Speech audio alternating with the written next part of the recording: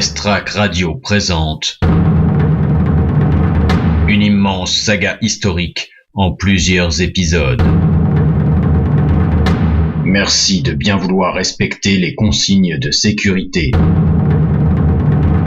Ne pas se pencher ou sortir vos mains en dehors de l'habitacle.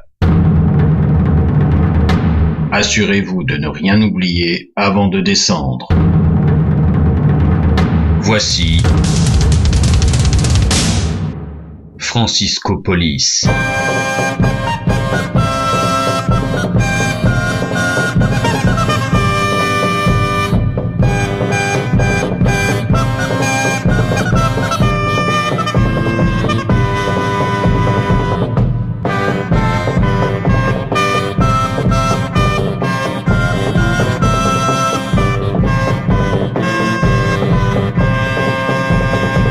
Résumé de ce qui s'est passé avant. Pour que rayonne la France aux yeux du monde, François Ier lance avec grand retard les travaux d'édification du Havre afin d'y faire partir une expédition d'exploration du nord des Amériques. Dans le but de trouver un navigateur capable de mener celle-ci, le roi lance un concours qu'il finit par truquer pour faire gagner un certain Jacques Cartier, navigateur peu connu mais protégé de l'évêque de Saint-Malo, Jean le Veneur, qui finance l'expédition. Le roi, qui ne présentait que peu d'intérêt à tous ces investissements jusqu'ici, réalise soudain que sa réputation peut en pâtir. Ce Cartier que tout le monde applaudit à la sortie de ce concours de carnaval ne lui inspire pas confiance. Le roi le veut en audience, et au travers de celle-ci montrer que c'est lui qui finalement a les cartes en main.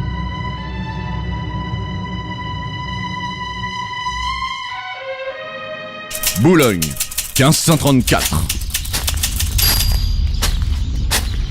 Cocher, Oui, messire. en route pour Fontainebleau. Ne tardez pas en chemin, il est déjà tard et j'aimerais être rendu avant la nuit. Le veneur de la palisse, dépêchez-vous, vous allez rater le coche. Attendez-nous, messire. Messire, le soir tombe déjà, je ne peux pas vous garantir d'arriver avant la nuit. La route est longue. Raison de plus pour vous dépêcher. Alors, vous y êtes vous deux, ou dois-je encore faire rédiger un édit vous ordonnant de vous presser quand le roi l'exige? On est là, on est là. Attendez-nous. Ah, ça y est, on est là. Mais pourquoi être soudainement si pressé de rentrer? Parce que je suis fatigué. La réponse vous suffit-elle? Oh, quel caractère. La victoire de Cartier ne vous réjouit-elle pas? La seule chose qui puisse me réjouir pour l'instant, c'est de dormir. On parlera boulot demain. Passez-moi mon masque de nuit, dans la boîte derrière vous. Cette boîte-ci? Non, ça c'est la boîte à gants. Cette boîte-là? Non, ça c'est la boîte à cigares, c'est pas compliqué, il y a des étiquettes, il suffit de les lire, c'est écrit boîte de nuit dessus. Ah, ok. Alors, boîte à chaussures, boîte à lettres, boîte à meux, boîte à bonbons, boîte à caca. Oula, vaut mieux pas les confondre les deux là. Cocher, allons, qu'attendez-vous donc? Les chevaux sont un peu froids. Vous inquiétez pas, hein. Ça broute un peu, mais ils vont finir par partir. Ce n'est plus le temps de brouter, il n'avait qu'à manger avant. Activez mon vieux. Je sens que ça vient. Allez, c'est bon. Ah, tout de même. Boîte à musique, boîte à outils, boîte à malice. De la palisse, vous pensez trouver mon masque avant qu'on arrive? Boîte à sel, boîte à thé. Ah, boîte de nuit. Bah c'est pas trop tôt. Tenez. Merci. Et maintenant laissez-moi dormir. Réveillez-moi quand on sera arrivé. Bon, j'en conclus que je dois me contenter de votre compagnie. Eh bien, c'est agréable, merci. La promiscuité de ce coche manquant d'espace vous y oblige, malheureusement.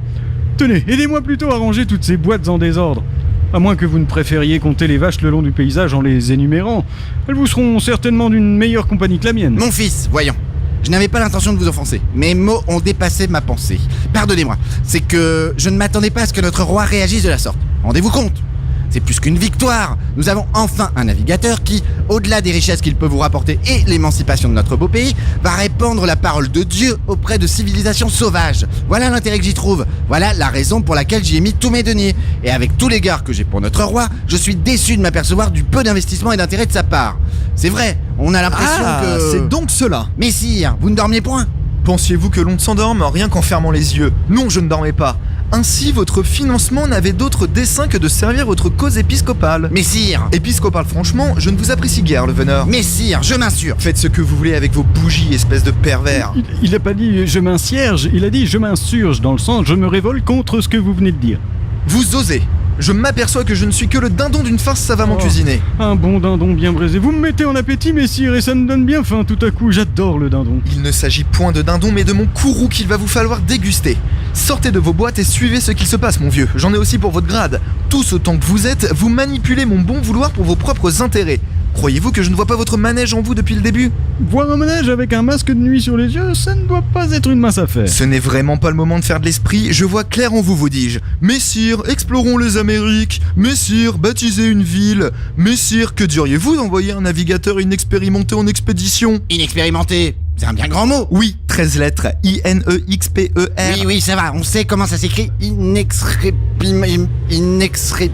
Ah, inexpéré faire le malin, hein ? Vous voyez que vous ne savez pas. N'empêche qu'il a remporté le concours. Concours de supermarché. On a été obligé de le truquer pour qu'il gagne. Je vous parle d'une véritable expérience. Il a été au Brésil. Ce n'est pas suffisant à vos yeux comme expérience? Rien ne me prouve qu'il a mis les pieds là-bas. Hein. Ah bah si, il parle super bien portugais. Ne changez pas de sujet, je vous parle du Brésil et vous me parlez du Portugal. Parce que les Portugais sont en train de conquérir le Brésil. Qu'est-ce que vous voulez que ça me foute? Ça vous fout que c'est à cause de ça que les Brésiliens parlent portugais? Et alors? Dolores est polonaise, elle a un accent portugais, ça ne fait pas d'elle une navigatrice expérimentée, hein. Ah, vous vous êtes fait avoir. Comme vous dites, je me suis bien fait avoir avec votre quartier. J'en ai marre de me faire avoir. Je ne comprends de toute façon absolument rien à ce qu'il dit, votre malouin de quartier, tout portugais ou brésilien qu'il soit. Ce mec est finalement ambassadeur du royaume parce que c'était votre chouchou d'enfant de cœur, hein, monseigneur plein aux as. Mais sire, je vous interdis. Dieu vous entend. Vous m'interdisez, vous? Qu'il entende bien, Dieu. Je suis roi par sa grâce et en son nom. C'est moi qui vous l'interdis. Je peux vous faire excommunier rien qu'en claquant des doigts. Ce sont les conquêtes et les victoires sur les champs de bataille qui inscrivent le nom des rois dans l'histoire. Marignan restera à jamais gravé dans l'esprit des Français et je ne compte pas me contenter de ce seul fait d'armes. Que comptez-vous faire alors? Charles Quint et Henri VIII me font entrer dans l'oubli et redorent leur blason à chaque bataille que je perds contre eux. Vous ne répondez pas à la question, que comptez-vous faire alors? Personne, vous m'entendez? Personne ne se souviendra que c'était François Ier qui a bâti Franciscopolis. Parce que tout le monde s'en fout. Le nom même de cette ville tombera certainement dans l'oubli. J'entends bien, mais que comptez-vous faire alors? Mais une seule victoire contre le roi d'Angleterre ou un Habsbourg me fera passer à la postérité. Très bien, alors puisque vous semblez vouloir faire la sourde oreille et quitte à perdre ma place, entendez au moins ceci. Je vous trouve d'un égoïsme qui dépasse l'entendement. Ah, moi je suis égoïste. Moi François Ier, je suis égoïste. Moi égoïste. Moi. Oui, vous ne parlez que de vous. Qui me manipule depuis le début pour des futilités dont personne ne se souviendra? À qui tout cela profitera-t-il? La maxime qui dit que tout flatteur vit aux dépens de celui qui l'écoute correspond bien à la situation dans laquelle je me trouve face à vous.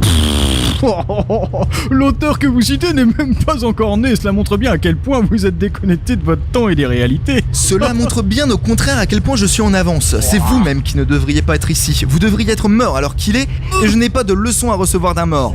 Que faites-vous encore là de la palisse? Auriez-vous, tel le sieur de Vinci, bénéficié des bons soins du CHR de Fontainebleau? Serais-je en train de parler à une erreur médicale? Mais sire, cette fois, vous allez trop loin. Je me disais aussi que je commençais à trouver le voyage un peu long. Vous dépassez les bornes. Je dépasse ce qui me plaît, je suis au-dessus de tout, je suis le roi. Adieu tout-puissant que l'histoire est difficile à écrire. La gouvernance d'un pays est un bien lourd fardeau. Parfois j'aimerais n'être qu'un manant et n'avoir qu'à me soucier de quoi sera fait demain. Oh, de la palisse. Oui, c'est... Rangez-moi ce violon dans la boîte à violon, et d'ailleurs finissez de ranger toutes ces boîtes. C'est quoi ce qu'est-ce qui se passe? bordel? Cocher, pourquoi sommes-nous arrêtés? Qu'est-il encore arrivé? Ah bah, oh là là, c'est une pierre que j'ai pas pu éviter qui vient de casser les yeux, finir. Et vous, cocher royal, vous ne savez pas éviter les pierres, pauvre con? Bah, vous m'avez demandé de presser le pas, ce qui rend la conduite plus difficile, hein. Ah, et ça aussi c'est de ma faute, mais c'est qu'il commence à en avoir marre le roi. J'en ai ras la couronne d'être roi, vous m'entendez? À vous entendre, je suis responsable de tout ce qui vous arrive. Alors que quand on est cocher, on ne se soucie de rien d'autre que de mener son coche. Je vous le dis, qu'on me change en manant l'espace d'une journée, que je goûte à la responsabilité de n'en avoir aucune. Combien de temps on va rester là? Vous en avez encore pour longtemps? Bah, mais sire, vous vous rendez pas compte? Mais moi, je peux pas réparer ça, hein. Un essieu, c'est pas comme une roue, hein. Il va y en avoir pour plusieurs jours d'immobilisation. Mais c'est pas vrai, mais c'est pas vrai! Prions le Seigneur qu'une âme charitable veuille bien nous secourir. Oh bah oui, génial! Petit Jésus, envoie-nous quelques brigands pour parfaire cette journée pourrie! Ne sont-ce pas les lueurs d'une auberge que j'aperçois au loin? Un coupe-gorge, vous dites? C'est ça votre solution? À peine aurais-je passé la porte, voyant que je suis roi, que tous les gueux qui s'y restent me sauteront au cou sans crier gare pour me détrousser et m'ossir. Vous voulez vraiment ma mort, vous? Pas si on ne vous reconnaît pas. Qu'est-ce que vous incinérez, vous? Seuls les aveugles ne peuvent pas me reconnaître. Mes toilettes ne sont-elles pas encore assez voyantes pour qu'on me distingue d'un palefrenier? Décidément, vous ne manquez pas de prendre la mouche à la moindre occasion. J'insinue simplement qu'en vous déguisant en homme du peuple, vous passerez inaperçu. Et puis, il y a peu, vous désespériez de vos fonctions. C'est l'occasion de vivre dans la peau d'un homme simple l'espace d'une nuitée. Le temps de faire venir un autre coche et repartir. Moi, je me méfie de vous, tous autant que vous êtes. Les circonstances ne me donnent malheureusement pas le choix et votre idée est pour l'instant la seule qui tienne debout. Si je sors vivant de ce tripot, je saurai me montrer magnanime en continuant ces projets fous dans lesquels vous m'avez embarqué. Mais n'en tirez aucune gloire, Vous êtes désormais tenu au secret de cette affaire, et si cela s'ébruite, c'en est fini pour vous tous. Compris le veneur ? Oui, sire. De la palisse, c'est compris ? C'est très clair, sire. Cocher, ça vaut pour vous. Vous avez ma parole, sire. Bien, alors trouvez-nous quelques guenilles et allons-y. Mais où allons-nous trouver quelques guenilles? De la palisse, cherchez dans la boîte à guenilles. Oh non, je vais devoir ressortir toutes les boîtes que je viens de ranger.